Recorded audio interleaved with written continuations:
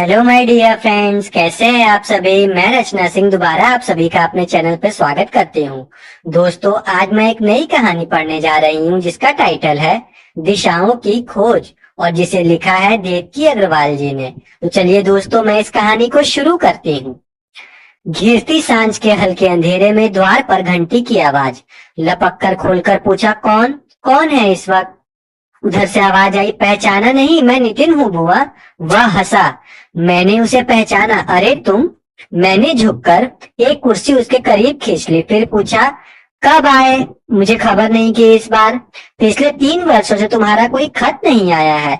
एक post card Canada से आया था कि तुम अमेरिका जा रहे हो, बड़े भाई निखिल के पास। उसके बाद कुछ पता नहीं। हाँ बुआ, निखिल के पास ही तो गया था, लेकिन उसके बाद कभी भी कहीं भी एक जगह मैं नहीं रहा। अमेरिका में किसी एक जगह पर टिक कर नहीं रह पाया मैं। खैर छोड़ो इन बातों को, मैं तुम्हारे लिए चाय तैयार करती हूँ। नहीं बुआ, चाय की जरूरत नहीं, तुम बैठो बात करो, तुम्हारी बातें बहुत अच्छी लगती है। बिल्कुल कहानी की तरह।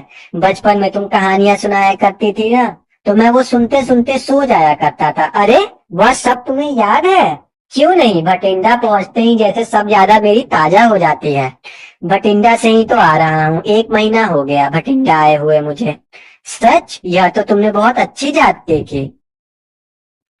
इस बार मैं दिल्ली अब आया हूँ, सिर्फ परसों और आज मिलने चला आया, वह भी इसलिए कि मैं एक फ्रेंड को रिसीव करने आने वाला था। फ्रेंड? फ्रेंड कहाँ है अब? ग्रेटर कैलाश में, कल उन्हें अपने साथ में लेता आऊंगा। कल इतवार है बेटा, खाना तुम यही खाना, खाना मैं यही बना लूंगी। मैंने कहा, इस समय क्या पियोगे बेटा? इस वक्त चाय ही ठीक है बुआ। चाय के प्याले मेज पर सटाते हुए मैंने पूछा, नीरा से मिले? शून्य में देखते हुए वह बोला, नीरा? नहीं नहीं बुआ, मैं उससे क्यों मिलूंगा। मैंने पूछना चाहा, नीरा तुमसे कभी मिलने आई? आखिर कब तक ना वह तुम्हें तलाक देगी, ना तुम उसे अपने साथ रखोगे। फिर यह सोचकर बात टाल गई, क्यों किसी की अनचाही बातों को सामने लाया जाए। मेरे लिए नौकरी छोड़कर मत आना, नितिन ने कह दिया था। मेरे पास क्या रखा है?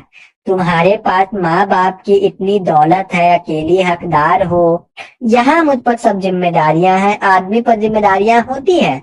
उसने नीरा को समझा दिया था। नीरा को शादी के वक्त ही चाहिए था कि अपनी जायदाद का हकदार अपने पति को बनाती। नितिन की माँ मेरी नानी के घर के भीतर बैठे बैठे बाहर बोली, अच्छा तो अब चलूं बुआ।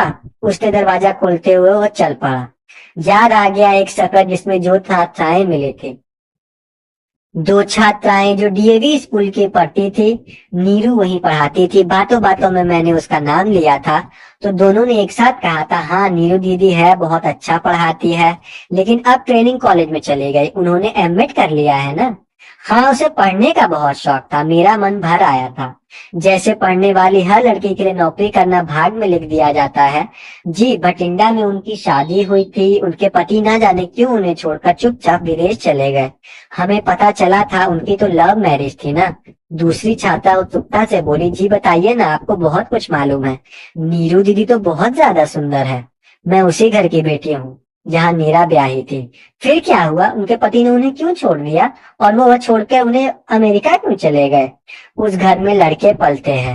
सोचकर आंखों में आंसू उमड़ आए। लड़कियों के लिए, बहुओं के लिए कोई जगह नहीं है। जी, आप बुआ है, नीरा के पति की बुआ, फिर तो आपको मालूम होगा ना। सब मत पूछो, मुझे तो उस पर बुलाया नहीं गया था। वैसे नीरा भी जानती है, नीरा का ननिहाल हमारे पड़ोस में था। याद आया नीरा से मिलने को कितना जी चाह रहा था मेरा, लेकिन भाई ने मना किया था। नीरा से कोई कांटेक्ट नहीं रखोगे तुम, तो फिर हमारा तुमसे कोई मतलब नहीं होगा।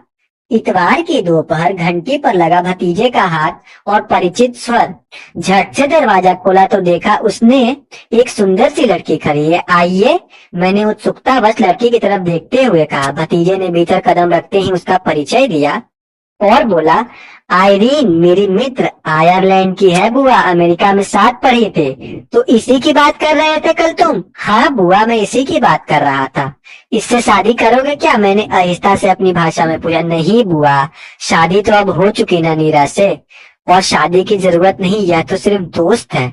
तुम्हें प्यास लगी होगी, कॉफी बनाऊं? मैंने उस लड़की से पूछा और वह तेजी से अंग्रेजी में बोली, यप कॉफी, और फिर मुस्कुरा दी। उसके चेहरे पर मुस्कुराहट भरी लग रही थी। मैंने उसे बताया, उत्तरी आयरलैंड मैंने देखा है, जब इंग्लैंड में थी तो मैं एक बार छुट्टियों में वहां घूमने गई थी। दोस्तों, अब मैं इस कहानी को यहीं पे एंड कर रही हूँ। इस कहानी का दूसरा भाग मैं कल आपके सामने लेकर उपस्थित होंगी। तब तक के लिए बाय बाय दोस्तों।